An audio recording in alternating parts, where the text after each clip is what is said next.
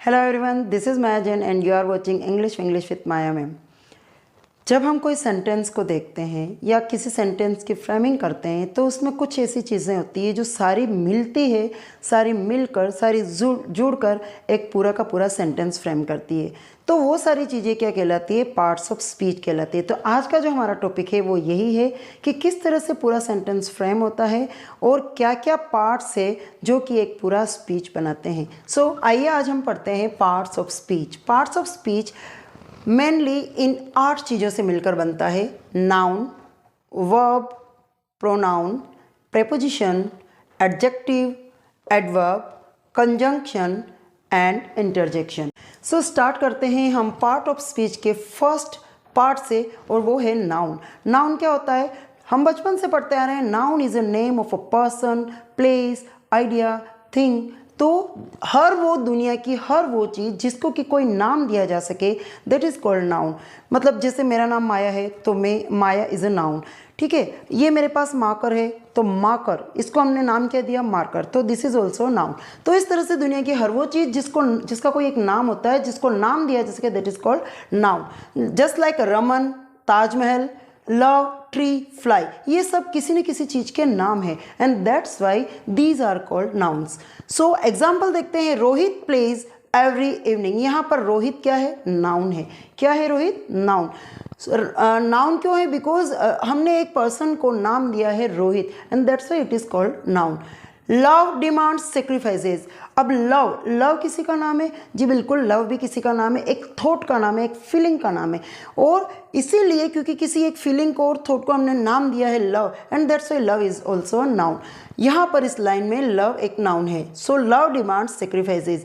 Red fort is a historical building. यहाँ पर red fort, हमने एक बिल्डिंग को नाम दिया है रेड फोर्ट और रेड फोर्ट भी क्या हो गया? यहाँ पर नाउन हो गया। तो इसका मतलब हर एक वो चीज़ जिसका कोई एक नाम होता है या जिसको नाम दिया जा सकता है, नाउन कहलाता है। तो किसी भी एक सेंटेंस में वो चीज़ जो कि नाम दी जा सके, जिसका कोई नाम होता है, दैट इज कॉल्ड नाउन।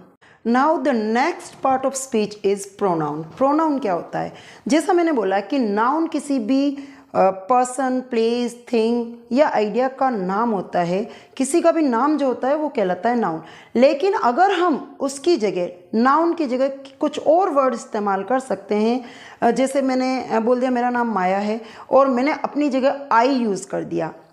मान लीजिए रोहित की जगह हमने ही यूज़ कर लिया, शीतल की जगह हमने शी यूज़ कर लिया। तो इस तरह से नाम की जगह, नाउन की जगह अगर कोई दूसरा वर्ड यूज़ किया जाता है, दैट इज़ कॉल्ड प्रोनाउन, है ना। जैसे हम बोलते हैं ना कि मोहित घूमने जा रहा है, हम इसकी जगह ये भी बोल सकते हैं वह घूमने जा रहा है। तो मोहित को किसने रिप्लेस किया? वह ने। तो ये जो वह है वो कहलाता है प्रोनाउन। तो जस्ट लाइक दिस, प्रोनाउन क्या होता है? Pronoun replace a name of a person, place, thing, idea in a sentence.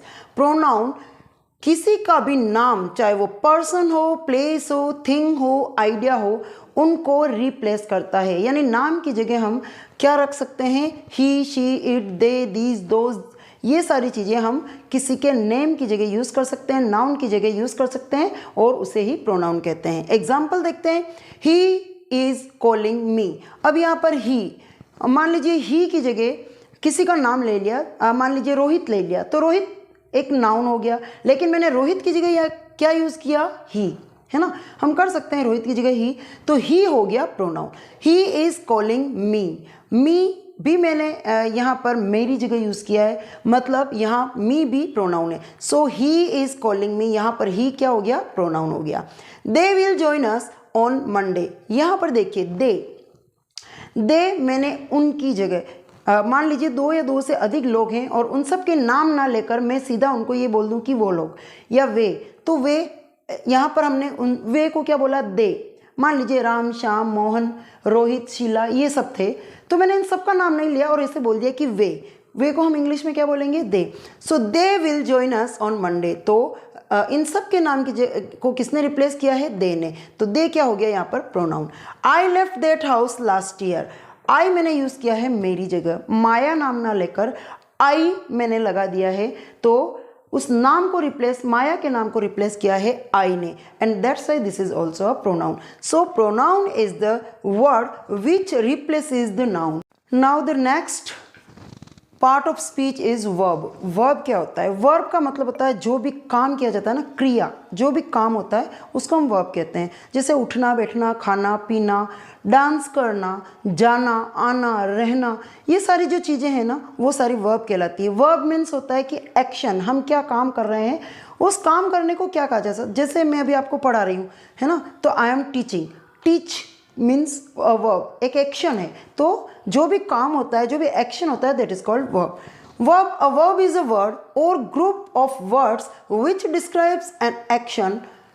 Verb एक ऐसा वर्ड होता है या फिर ग्रुप ऑफ वर्ड्स होता है जो कि क्या डिस्क्राइब करता है? एक्शन को डिस्क्राइब करता है कि उस सेंटेंस में काम क्या हो रहा है। किसी भी सेंटेंस में जो भी काम होता है उसको वर्ब डिस्क्राइब करता है। जैसे कि वॉक चलना, राइट लिखना, प्ले खेलना, डांस करना और रीड करना, ये सारे काम हैं, क्रियाएं हैं और उन्हीं को हम कहते हैं वर्ब। एग्जाम्पल देखते हैं। They are explaining the poem. वो पोम को एक्सप्लेन कर रहे हैं। तो यहाँ पर काम क्या है? एक्सप्लेन करना। और ये क्या हो गई? वर्ब हो गई। Shiva is painting a picture. Shiva क्या काम कर रहा है? पेंटिंग कर रहा है, पेंट कर रहा है। तो पेंट क्या हो गया? वर्ब हो गया। She is singing a folk song. वो एक फोक सॉन्ग सिंग कर रही है, गाना। यहाँ पर काम क्या किया जा रहा है? शी क्या काम कर रही है? यहाँ पर शी सिंगिंग कर रही है। सिंगिंग मतलब गाना, तो काम क्या हो रहा है? गाना। तो ये क्या हो गया? वर्ब। यानी जो भी एक्शन हो रहे हैं वो सारे वर्ब हैं। अच्छा, यहाँ पर ये क्या हो गया? दे, प्रोनाउन। शिवा क्या हो गया? किसी का नाम है, that's why it is noun. और शी ऑल्सो अ प्रोनाउन। तो यहाँ पर हम क्या डालेंगे? प्रोनाउन। तो यहाँ पर हमें प्रोनाउन, नाउन एंड वर्ब, तीन चीजें अच्छी तरह से समझ में आ गई है। Now the next part of speech is adjective. Adjective क्या होता है? जो नाउन हो या फिर प्रोनाउन हो, उनकी विशेषताएं बताए, दैट इज कॉल्ड एडजेक्टिव। जैसे मैं एक लंबी गर्ल हूँ, तो लंबा मतलब गर्ल तो है, लेकिन उसकी क्या विशेषता है? उसका क्या स्पेशल, उसका गुण क्या है? That is she is tall. तो टोल जो है वो एक विशेषता है। तो नाउन और प्रोनाउन की जो विशेषताएं बताते हैं, जो उनके बारे में कुछ स्पेशल बताते हैं, दैट इज कॉल्ड एडजेक्टिव्स। तो adjective, an adjective describes a noun और प्रोनाउन। नाउन और प्रोनाउन को डिस्क्राइब करने का काम जो करता है वो कौन करता है? एडजेक्टिव। एग्जाम्पल के जरिए जानते हैं, जैसे long, short, toll, bitter, sure. Noun और प्रोनाउन के बारे में कुछ बोले कि वो लंबा है, छोटा है, ठिंगना है, बड़ा है, मोटा है, फेट है, that is called adjective. Example, she is a toll girl. वह एक लड़की तो है, लेकिन कैसी लड़की है? टोल गर्ल है, लंबी लड़की है। तो ये उस नाउन के बारे में या प्रोनाउन के बारे में कुछ बता रहा है कि she is a toll girl. तो टोल यहाँ पर क्या हो गया? एडजेक्टिव हो गया। ठीक है। This is a short frock. Frock तो है लेकिन कैसी है? शॉर्ट। तो शॉर्ट क्या हो गया? एडजेक्टिव हो गया। नीम टेस्ट बिटर। नीम का जो टेस्ट होता है वो कौन सा होता है? बिटर। अब नीम टेस्ट बिटर, स्पेशल क्या बताया जा रहा है नीम के बारे में कि उसका जो टेस्ट होता है वो बिटर होता है। तो बिटर यहाँ पर हो गया एडजेक्टिव। अब इसमें जान लेते हैं प्रोनाउन।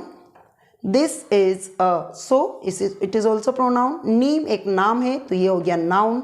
देन टोल हो गया एडजेक्टिव, एंड इसमें शॉर्ट हो गया एडजेक्टिव, और इसमें हो गया bitter adjective. Now adverb. Adverb क्या होता है? An adverb tells how often, how, when, where. जब कोई सेंटेंस में इन चीज़ों का आंसर मिल जाए, जो कि हाउ ऑफन से स्टार्ट होता है, या कब, हाउ कैसे, व्हेन कब, वेयर कहाँ, इन चीज़ों का आंसर अगर वहाँ पर जिस वर्ड से मिलता है वो वर्ड कहलाता है एडवर्ब। एडवर्ब एक्चुअली एडजेक्टिव को और ज़्यादा मॉडिफाई करता है। एडवर्ब कैसे? Loudly, never, slowly, always, soon. Adverb of manner होता है, एडवर्ब ऑफ टाइम होता है। एडवर्ब ऑफ मैनर में मोस्टली एल वाई लग जाता है। जैसे लाउड एक वर्ब है, लाउड एक वर्ब है और उसमें एल वाई लगा दिया तो वो हो गया लाउडली। एक तरीका हो गया कि जोर से बोलना है ना, बोलना तो है बट जोर से बोलना, that is called loudly. Never, slowly, always, soon. Example देखते हैं। The lion roared loudly. Lion जो है वो दहाड़ता है, लेकिन किस मैनर में? लाउडली, जोर से दहाड़ता है। ठीक है ना। तो इस रोर को और ज्यादा मॉडिफाई कर दिया लाउड ने, दहाड़ना और जोर से दहाड़ना, that is called adverb. He never get late, वह लेट तो नहीं होता है लेकिन कभी भी लेट नहीं होता है ना, वो कभी लेट नहीं होता है, तो ये लेट होने को और ज़्यादा मॉडिफाई करता है, that is called adverb. He speaks slowly, वह बोलता है कौन से तरीके से, स्लोली, वो धीरे बोलता है। तो बोलने को मॉडिफाई किया स्पेसिफिक वर्ड ने, और वो वर्ड क्या है, स्लोली। तो आप यूँ कह सकते हैं कि जहाँ पर ly लग गया वो एडवर्ब हो जाता है। और उसके अलावा ऑलवेज, सून, नेवर और भी ऐसे एडवर्ब है जो कि किसी भी वर्ब को, एडजेक्टिव को मॉडिफाई करते हैं। तो और इन चीज़ों का आंसर भी देते हैं, हाउ ऑफन यानी कब कब, हाउ कैसे, व्हेन कब, वेयर कहाँ, इन सारी चीज़ों का जब आंसर जिस वर्ड से मिलता है वो कहलाता है adverb. Next is preposition. Preposition used before noun, pronoun and gerund to show place, time, direction in a sentence. किसी भी सेंटेंस में noun, pronoun इनकी कंडीशन या कहिए कि उनकी प्लेस, उनकी डायरेक्शन, टाइम, इन सब चीज़ों को जो वर्ड शो करता है वो कहलाता है प्रेपोजिशन। जैसे under, over, on, in, into, ये सारी चीज़ें जो कहलाती है वो कहलाती है, ये सारे जो वर्ड है वो प्रेपोजिशन कहलाते हैं, जो समय को बताता है, स्थिति को बताता है, ऊपर नीचे इन चीज़ों को बताता है, डायरेक्शंस को बताता है। तो ये सारी चीज़ें जिस वर्ड से शो होती है दैट इज कॉल्ड प्रेपोजिशन। तो सेंटेंस में preposition at, in, under, above, on, from, to आदि होते हैं। Meenu is waiting at her office, Meenu कहाँ पर वेट कर रही है, एट हर ऑफिस। यहाँ पर इन हर ऑफिस भी हो सकता था, एट हर ऑफिस से आउटसाइड ऑफ द ऑफिस भी हो सकता था, बिहाइंड द ऑफिस भी हो सकता था, लेकिन हमें इस एट से पता चल रहा है कि ऑफिस पर वो वेट कर रही है, यानी ऑफिस में वो क्या कर रही है, वेट कर रही है। तो यहाँ पर एट मीनू की प्लेस को बता रहा है कि वो किस जगह है। The cat is under the table, cat कहाँ पर है, अंडर द टेबल। अगर मैं बोलती cat is on the table तो सिचुएशन कुछ डिफरेंट होती, वो टेबल के ऊपर है, लेकिन यहाँ पर क्या है, अंडर, अंडर मतलब वो टेबल के नीचे है। और ये हमें प्लेस बता रहा है, केट की स्थिति बता रहा है, उसकी प्रेजेंट सिचुएशन कहाँ पर है वो बता रहा है। तो जो अंडर वर्ड है वो बता रहा है प्लेस को, and that is preposition. She came from Mumbai, अब वो कहाँ से आई, मुंबई से आई। ये कैसे पता पड़ रहा है, फ्रॉम से, ठीक है ना। शी केम इन मुंबई होता तो वो मुंबई में आई हो जाता, लेकिन यहाँ पर है फ्रॉम मुंबई, मतलब हमें पता पड़ रहा है कि वो मुंबई से आई है।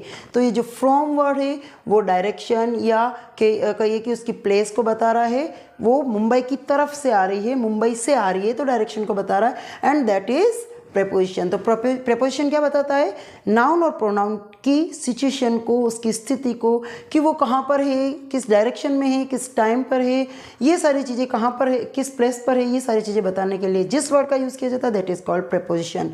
तो यहाँ पर menu is a noun, waiting is a verb, at is a preposition, her office is also a noun, the, her यहाँ पर प्रोनाउन और office is noun. The cat, ये क्या हो गया, नाउन, इज अंडर, अंडर क्या हो गया यहाँ पर, प्रेपोजिशन। द टेबल, टेबल क्या हो गया, noun. She pronoun, came verb, from preposition, and Mumbai is also a noun. तो हमें अभी तक ये सारी चीज़ें समझ में आ गई है कि नाउन, प्रोनाउन और प्रेपोजिशन इन सेंटेंसेज में कहाँ कहाँ लग रहे हैं। Next one is conjunction. Conjunction क्या होता है, कंजंक्शन जॉइंस वर्ड्स और group of words in a sentence. किसी भी सेंटेंस में दो वर्ड्स को या फिर दो फ्रेजेस हो या फिर किसी दो सेंटेंसेस को जोड़ने का जो काम करता है, जो वर्ड जोड़ने का काम करता है, दो वर्ड, दो फ्रेजेस को, उसको कहते हैं कंजंक्शन। मतलब दो चीज़ों को जोड़ने का काम कौन करता है, कंजंक्शन। जैसे हम एंड लगा के जोड़ते हैं, है ना, बिकॉज लगा के जोड़ते हैं, देयरफॉर लगा के जोड़ते हैं, बट, सो, अंटिल एटसेट्रा चीज़ें लगाकर हम जोड़ते हैं, तो वो हो जाता है conjunction. She is beautiful and intelligent. अब देखिए, she is beautiful and intelligent, यहाँ पर ब्यूटीफुल और इंटेलिजेंट दो वर्ड है और उन दोनों को जोड़ने का काम किसने किया है, एंड ने, और इसलिए यहाँ पर एंड क्या है, conjunction. Mridul is rich yet kind hearted, Mridul जो है वो रिच है, ये एक सेंटेंस हो गया, ठीक है, लेकिन उसमें एक और चीज़ हमें ऐड करनी है और वो है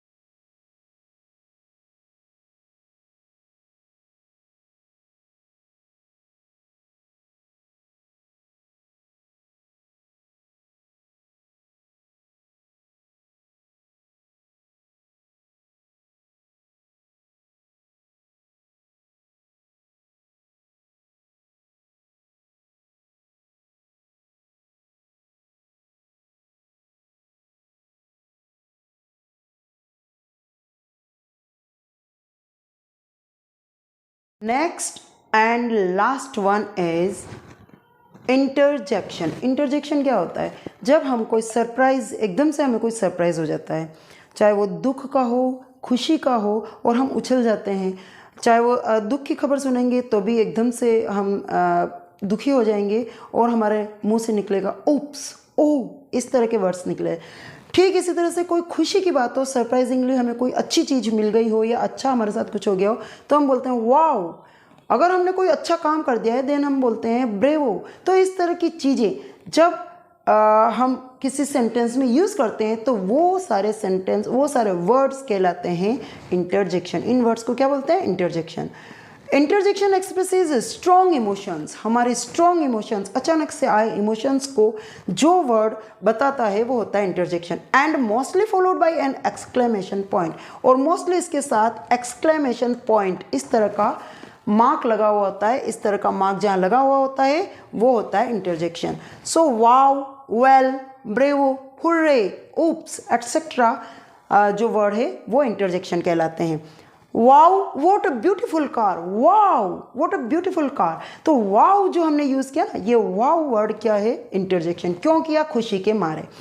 next, oops, I lost the ball. अरे मैंने अपनी बॉल खो दी। दुख के कारण, थोड़ा सोरो होने के कारण हमने उप्स यूज़ किया। यानी जब हमने अपनी बॉल खो दी, जब मैंने अपनी बॉल खो दी तो मैंने बोला oops, I lost the ball. तो ये जो उप्स वर्ड है ये कहलाता है interjection followed by an exclamation mark. Bravo, you did it. वाह, तुम तो बहुत ही अच्छा काम कर चुके हो, तो वाओ। तो इसको हम क्या बोलेंगे? ब्रेवो, यू डिड इट, तुमने कर दिखाया। And then we use bravo. अगर हम इस तरह का वर्ड यूज़ करते हैं तो वो इंटरजेक्शन कहलाता है। तो सेंटेंसेस में इस तरह के वर्ड्स सारे ही इंटरजेक्शन कहलाते हैं। सो हम समझ चुके हैं अभी तक कि किसी भी सेंटेंस में बहुत सारी चीज़ें होती है, तब जाकर वो पूरा एक सेंटेंस फ्रेम होता है। उसमें noun, pronoun, adjective, adverb, interjection, conjunction और प्रेपोजिशन, ये सारी चीज़ें मिलती है तभी जाके वो सेंटेंस कंप्लीट होता है या सेंटेंसेस कंप्लीट होता है। इनके बिना भी कुछ एक आध छूट जाता है, लेकिन कुछ रिपीट भी हो जाता है किसी सेंटेंस में। तो आइए आगे हम कुछ सेंटेंसेस लेते हैं जिसमें हम ये फाइंड आउट करेंगे कि कौन सा वर्ड किसको शो कर रहा है, किस पार्ट ऑफ स्पीच को शो कर रहा है। लेट्स सी इन सारे सेंटेंसेस में कौन कौन से पार्ट्स ऑफ स्पीच हैं और हम उनको किस तरह से पहचानेंगे। तो आइए स्टार्ट करते हैं फर्स्ट से। This is my cat. देखिए दिस क्या है? किसी न किसी चीज़ के लिए यूज़ हुआ है, किसी न किसी नाउन के लिए यूज़ हुआ है यह। तो ये क्या हो गया? प्रोनाउन। नाउन की जगह पर ये यूज़ होता है वो क्या होता है? प्रोनाउन। दिस इज़ यहाँ पर हेल्पिंग वर्ब है, इसको एक्शन वर्ब भी बोल सकते हैं। माई यहाँ पर इसको वर्ब भी बोलते हैं ना। दिस इज़ माई, माई क्या हो गया यहाँ पर? मैंने अपनी जगह यूज़ किया तो that is also pronoun. And cat किसी का नाम है and that's why this is noun. I pronoun, किसी नाम की जगह आई यूज़ हुआ है, मेरी जगह आई यूज़ हुआ है, that's why this is pronoun. Play is a verb. In क्या है ये? In preposition. And the a an और द ये क्या होते हैं? आर्टिकल्स होते हैं। तो द यहाँ पर क्या है? आर्टिकल। और garden is a noun. Wow क्या है ये? Wow interjection. क्या है ये? Wow interjection. That's nice, that's यहाँ पर जो दैट्स है वो किसके लिए यूज़ हुआ है? किसी न किसी चीज़ के लिए यूज़ है या किसी फीलिंग के लिए यूज़ हुआ है, तो हम यहाँ पर इसको भी प्रोनाउन में लेंगे। And nice is a adjective. She is very lazy, she pronoun, is helping verb या इसको वर्ब कह सकते हैं। वेरी यहाँ पर ये एक्शन वर्ब नहीं है लेकिन ये वर्ब कहलाती है। So she is verb, very lazy, she is very lazy. तो वेरी यहाँ पर क्या है? एडवर्ब है। क्यों? क्योंकि लेजी को एनहेंस करिए, लेजी की और ज़्यादा बढ़ा रही है, लेजी को और ज़्यादा किसी तरीके से पेश कर रही है, तो ये है वेरी एडवर्ब और lazy adjective. They pronoun. Are riding a horse, riding क्या है? वर्ब। अ क्या है? एन दी होता है article, that's why it is article. And horse is a noun. Manu, Manu क्या है यहाँ पर? ऑफ कोर्स किसी का नाम है तो noun. Manu is living, living क्या है यहाँ पर?